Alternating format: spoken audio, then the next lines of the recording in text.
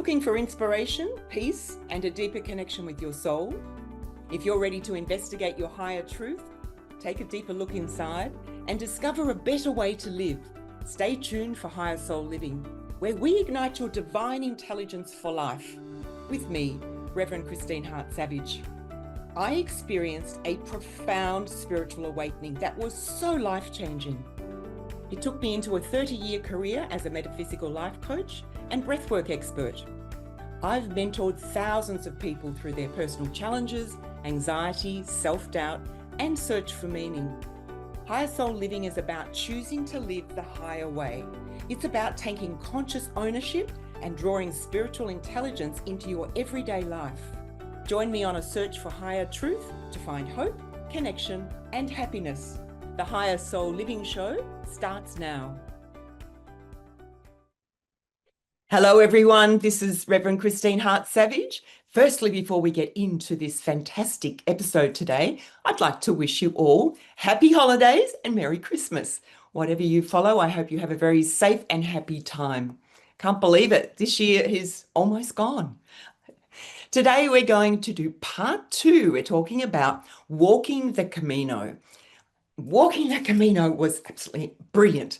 So this is about my experience. Part 1 was all about how it happened.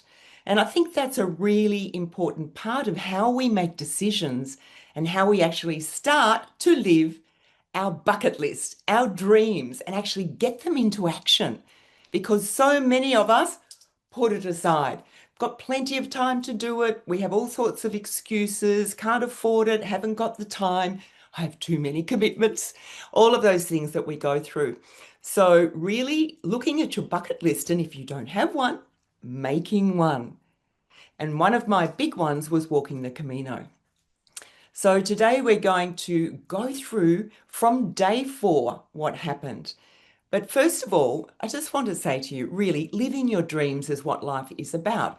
There's always our challenges and things that present in our life that we're always going to have. They're not going to go away because we're given the opportunity to expand ourselves, to expand spiritually, emotionally, mentally, and to do the things physically that we would like to do in life. So lots of these so-called problems and issues that come up are there to take us in a certain direction. And for me, walking the Camino was really, it came from so many people passing away this year. Just incredible amounts. And I heard last night at a Christmas party that I was at that someone else lost their sister-in-law last night or the night before, but I was told about it last night and I thought, wow, it's just an incredible thing. So we just don't know how long we have on this earth. And that's not negative, it's positive because we are here to live. We're here to live our lives. So knowing what you want to do with your life is really, really important. So in summary, part 1 spoke about how we started from Porto in Portugal, and there were 7 friends in our group. And our destination was Santiago de Compostela. And we were walking 280 to 300 kilometers in 2 weeks, which went to 12 days. And ended up being, because we were doing so well, and our captain, being male, I think the males have this thing of, come on, we're doing so well, we'll increase the daily kilometers. So we ended up doing between 25 and 30 kilometers per day, and it was unusually hot in Spain at the time and Portugal. So it was very hard work. So yeah, I think if you'd like advice on that from me, I would say don't do more than 15 to 20 in a day. It's just too much. It really is. But this challenge of the Camino, it really was a challenge. It was the most challenging thing I've ever done, but it was also the most rewarding experience that I have ever had in my life. And I've had a lot of great experiences. This was the pinnacle of experiences. So we've done day 3, and I talked about what happened with my injuries as well in episode 1. So let's look from day 4 onwards. So I was nurturing my blisters and the bruising all down the left side of my body from that spectacular aerobatics fall on day 3. So day 4 was very uneventful as far as injuries go, thank goodness, because it's not good to have injuries every day. And as a group, we were really bonding beautifully. Now, the language barriers were not a problem because we had Spanish speaking people, we had French speaking people, and some of them didn't speak English, some very broken English. And there were 3 of us Australians, my girlfriend and another fellow we met just before we left from Australia, and we didn't speak French or Spanish.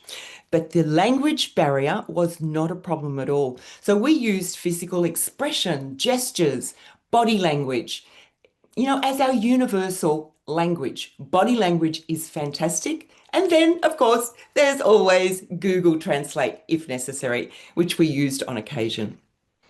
And I was sharing a room with my Australian girlfriend, Heather. And we roomed so well together. We supported each other along the way.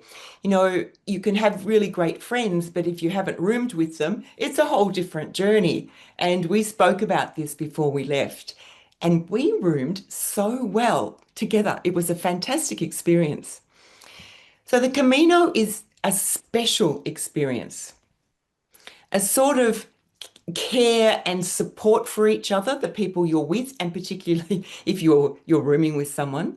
And that builds this incredible deep trust, a deepening of friendship, an unshakable bond. And I found this really precious. And I think that's a life bond. It doesn't really go away because the trust is so important that you build along the way. The scenery was exquisite all through Portugal and Spain. And it was awfully hot and bloomin' hard work a lot of the time. I'm not going to fluff that out into roses because it was hard work, but also such a powerful experience. So I'm going to jump into day 6. Day 6, I stood on a small rock. It was either an acorn, because there are a lot of acorns around, or a small rock. And I felt a really slight movement in my ankle, my left ankle. And I thought, oh, gee, that was so lucky that I didn't go over on my ankle, that I didn't sprain it. I didn't say anything to anyone. And that night I still didn't say anything because I thought my ankle was okay. But the next morning, it was swollen and so sore. I'd sprained it, that little movement.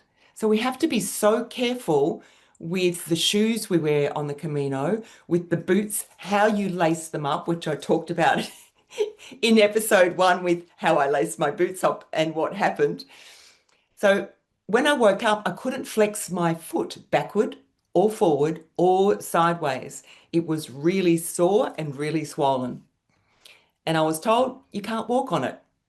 You can't walk on it. You must rest it. But I strapped it in the morning, and my Spanish friend Alberto found a pharmacy on Maps. Aren't we lucky to have our phones these days?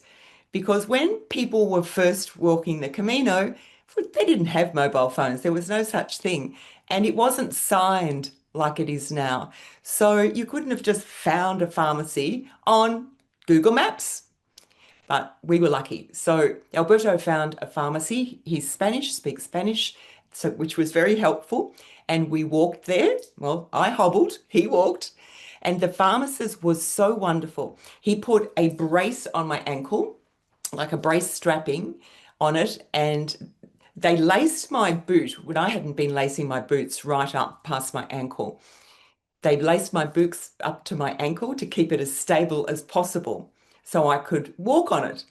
And honestly, before they laced it up, you should have seen these 2 men, the pharmacist and my friend Alberto, trying to put my sock and my boot back on over the brace and the strapping. Every time I think about these 2 grown men trying to pull my sock up, I go hysterical with laughter.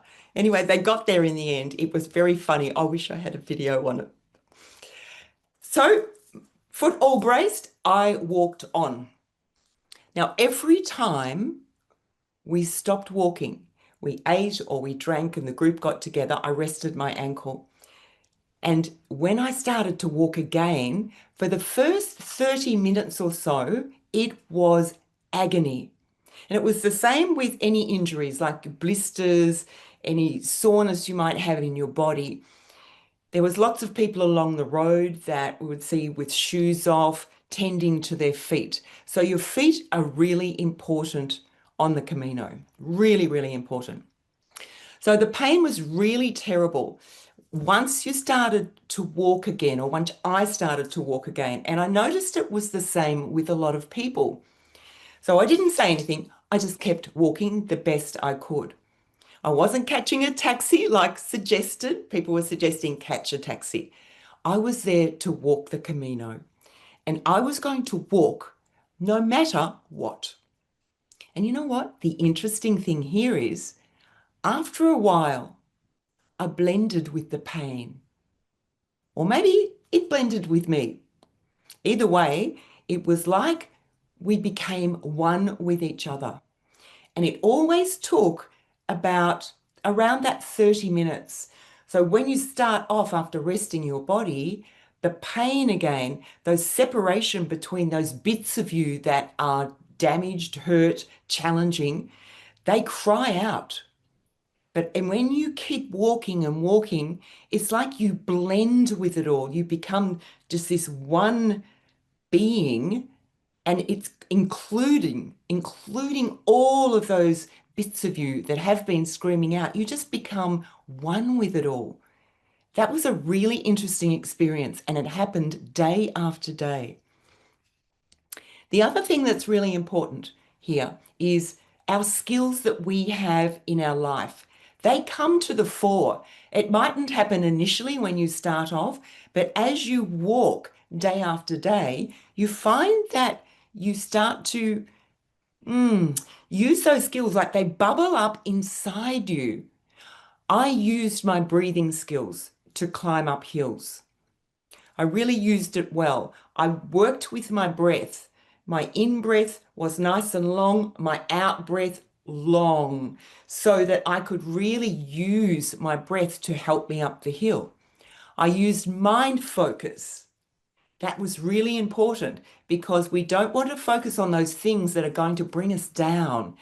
We want to focus on where we're headed and having positive things going through our mind that, yes, keep focused. I pushed through the pain. I blended with the pain as I was just speaking about. So you start to really use the skills that you've developed in your life over the years. And personally, I got to practice what I preach. I got to really work what I train people in, but in a different way, through this physical way of walking the Camino. So this was my Camino. It's like we all walk a different Camino. We're all walking on the Camino together. There's people everywhere, particularly as you get closer to the destination. The last 100 kilometers, there's more people joining because to actually gain your certificate at the end, you have to have walked 100 kilometers. And along the way, you have a passport, and it's wonderful. And you stop at different venues, different churches, different little cafes, and you get your passport stamped because you need to have, I think it's three. I've forgotten now. I think it's three a day, three stamps, and you take that to the destination in De Compostela.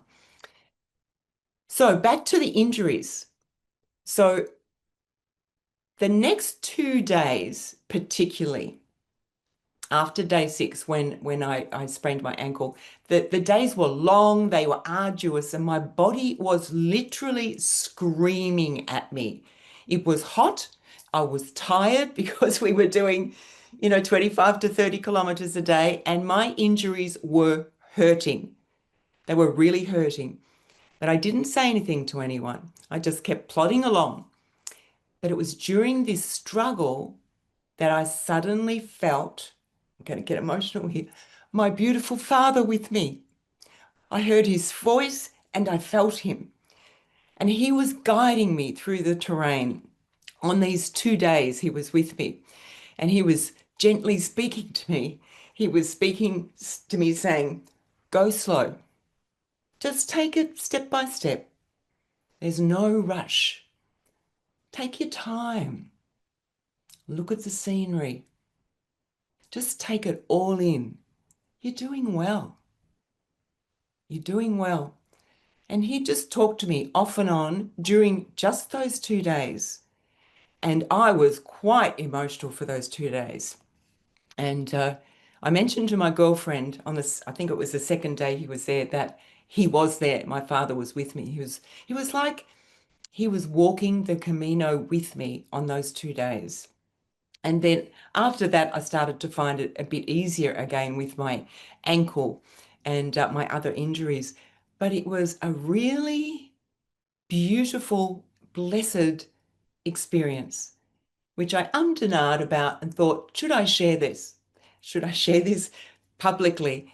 And it happened. So that's what happened for me. So on the Camino, anything can happen. The other really great thing is I made little videos each day of the walk and I sent them to family and some friendship groups. And barefaced, red-faced, sweating, flattened, wet hat hair, just really looking my absolute worst. It was so great to do that though, because I have this video, like this history, this story of what we went through. So I was huffing and puffing. So it was really raw, real stuff. And a lot of the videos were very funny because I like to have a bit of humor in my things. So everyone loved them. And they said that they felt they were on the journey with me, that they were walking the Camino with me through these little videos. They only went for a few minutes, and just to keep them short. The other thing that happened is it's so easy to get lost on the Camino. Well, it was for me. So I got lost quite a few times. In fact, the group dubbed me Lost and Found because I got lost and they would find me. Thank goodness again for Google Maps. So I walked kilometers past where we were staying one night. I was so exhausted. It was hot, and I'd walked right past the venue that we were staying at. And I'd done 31.5 kilometers that day. And I was just walking, walking, walking. And then my Spanish friend Alberto rang me to find out where I was because the others were all at the venue and had been for quite some time. And he said, where are you? And I said, I have no idea where I am. I was in a small town. All I could tell him were there were 6 geese sitting on a ledge and there was a bull. And that's all I could tell him. So the venue he described that we were staying at that night was the little town I'd walked through an hour earlier. And I didn't realize that was the town. And that was the town I thought, oh, I'd really love to stop and have a cold drink at these tables. It was a beautiful little town. And I thought, no, don't do that. Just keep walking. Just keep walking. So Alberto said to me, you'll have to walk back to where we're staying. And I said, I couldn't because I didn't know where I was. And I was too tired to walk all the way back. Anyway, he said, do not move. Do not move. And we'll find you. I'll find you. So when I was on the phone to Alberto, and this is what the Camino does, this rawness in your emotional state, I felt like I was going to cry 1 minute. And then the next minute, I felt like I was going to laugh hysterically. I did neither, but the feeling of that emotionally came up a couple of times when I was on the phone. I thought to myself, you've lost it, girl. That's what 31.5 kilometers of walking up and down Dale, being on your own, being lost, and doing it in the heat does to you. I thought hysteria was setting in this particular day. Then a beautiful little old Spanish man, missing quite a few teeth, God bless him, suddenly appeared and started walking up the road. And I asked him, uh, did he speak English? And he just sort of shook his head and his hands, meaning no. So I held up my phone and I asked him if he could speak to my friend. And I was just pointing to my phone and sort of put it up near his ear. And I think he thought this red-faced, sweaty, exhausted woman was a bit of a nutcase. He reluctantly took my phone and started speaking into it. Anyway, my friend Alberto found me arriving in a taxi. And when the taxi pulled up and I opened the door, the taxi driver and Alberto laughed like mad. They absolutely laughed. I must have looked a real sight. So they thought it was hysterically funny. But I found out later that that beautiful little old man that really saved me, because my phone was had about 2% battery left as well. So I was going to be lost out there. So that gorgeous little old man that I thought was speaking Spanish to my Spanish friend was actually speaking Portuguese to the taxi driver, because my friend Alberto does not speak Portuguese, even though he's Spanish. So luckily, the taxi driver spoke Portuguese. So that's how I was found. So that was quite an experience that day. And I must say, I had a fantastic swim. The place we stayed at was had a pool, which was wonderful. So we could regenerate in the pool before we went to dinner. The other thing on the Camino that is really important, in fact, it's vital, is signage. So the sign for the Camino is a shell. It's a shell sign. You've probably seen it if you know about the Camino, or it's an arrow and it's usually yellow. The shell signs are mostly yellow and the arrows are yellow. So every shell sign you see showing you the way is like a blessing. It's like, oh, yes, thank you. Thank you. I'm on track. Yes, there's the arrow. But sometimes even the arrows and shells are tricky because on occasion they show different directions. They're facing opposite directions and it can be quite confusing, but not many of them are like that. But you learn to follow the arrows. But sometimes those arrows are hidden and they're faded, and you have to really look around to see where they are. And when you find them, you feel like jumping for joy, especially if you're on your own, because it's really necessary to find those arrows. The other thing is you learn to trust. You learn to trust yourself and you learn to trust the way, meaning the Camino. And you can understand when you walk the Camino why they call it the way, because you are looking to the arrow, you're looking for the arrow to find the way. And that's really important. It was a strange feeling when you were lost and you speak to people and you're really walking around and thinking, oh my goodness, I don't know how I'm going to find my way. And suddenly you see this tiny arrow or this faded arrow, and it could be on the ground. And it's like, oh my goodness, thank you, thank you, thank you. It's just so important that that timing of those things and you feel secure again and you're on your way. When we got to the final day, it was a really strange feeling. So, knowing that our Camino was coming to an end, it was actually quite emotional coming into Santiago de Compostela. There were a lot of people arriving at that final part, and our group waited for each other before we entered the city, which was great. Our group was so bonded. It was just beautiful how everyone looked after each other. So our arrival was mixed with relief, great relief, and sadness. A feeling of, we did it. We actually did it. We made it. And I personally felt a deep sense of joy in my heart. And I also felt a sense of grief, mixed emotions. And the interesting thing is they're all bubbling up at the same time.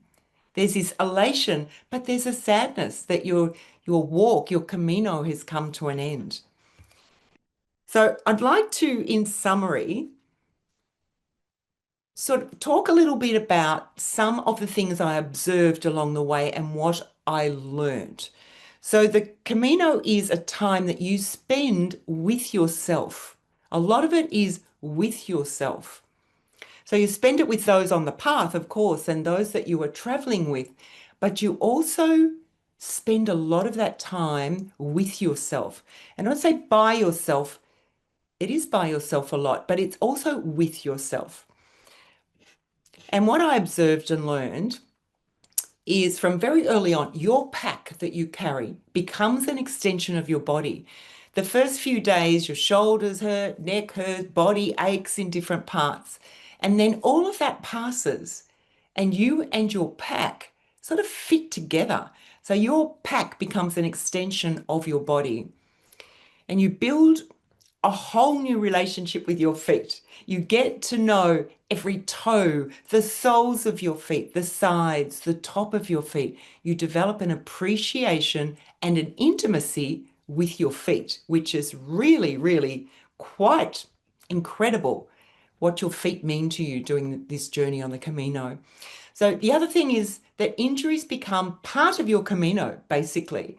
So you really start doing the Camino, walking the Camino, pushing through the blisters. You push through the sprained ankles, the bruises, the falls, whatever your challenges are, you push through them. You push through the exhaustion, the heat, the fatigue in your legs. You cry, you laugh.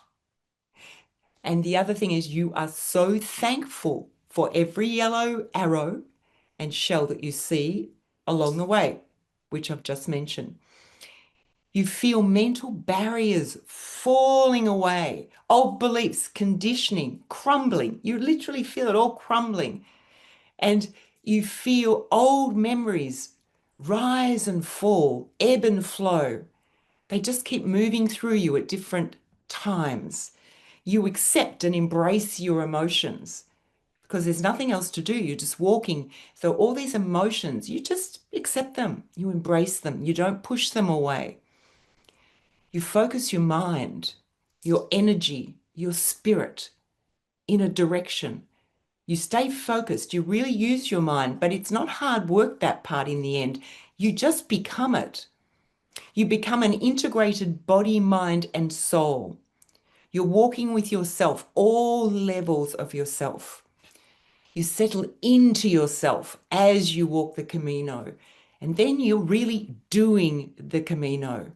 At times, you're raw, you're real, you're exposed.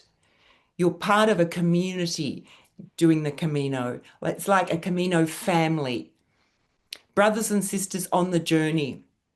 And this is wonderful because it doesn't really matter, you know, where you come from. You belong to all nationalities, all language, all religions, all everything. You are a human being walking with other human beings on this common Camino, what do we call it? This intent to reach this place. And it's this journey within and without that really does meld together. And everybody around you, they're your brothers and sisters, basically. And it's beautiful. And I do believe that the world can be like this. So it's a spiritual experience. It's a grounded, blending with everything type of spiritual experience. It's like I became everything and everything became me.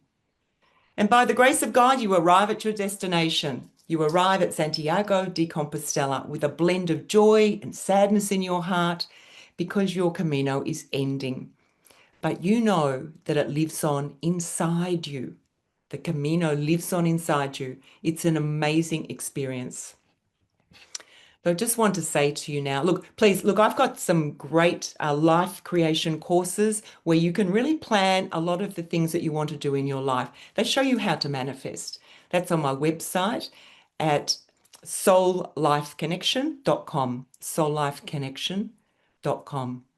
And the courses are on sale at the moment. So have a look at that and see if there's anything that takes your fancy. So they're really great courses that show you how to manifest. So what I'd like to say to close today is if you haven't made a bucket list or a dream list, write down your dreams. Don't be afraid. Go and experience things, whatever you'd like to experience. If you can't go right now, make plans. Don't push it aside. Work towards your plans. We are here to live life. It's your right to explore and experience life. Make good decisions about what you really want. Go and live, go and experience your life. It's like give yourself permission to do that. So I hope you've enjoyed today's podcast. If you have, please click like and subscribe. And I wish you many blessings. I look forward to seeing you next time. Thank you for tuning in to Higher Soul Living, where you'll ignite your divine intelligence for life with me, Reverend Christine Hart-Savage. Join me every second and fourth Thursday at 3 p.m. Pacific on Transformation Talk Radio for more information and stories that inspire hope, possibilities, and a greater understanding of who you are at a higher soul level. Together we deepen the connection between the spiritual and the physical aspects of your being and align to your soul's innate intelligence. Metaphysics and the higher soul's journey are my greatest joy. I invite you to join our Facebook community, Soul Life Connection Group, and to visit my website, soullifeconnection.com, for more information about me, my programs, my coaching, and to tap into your higher soul's intelligence. I hope to see you next time.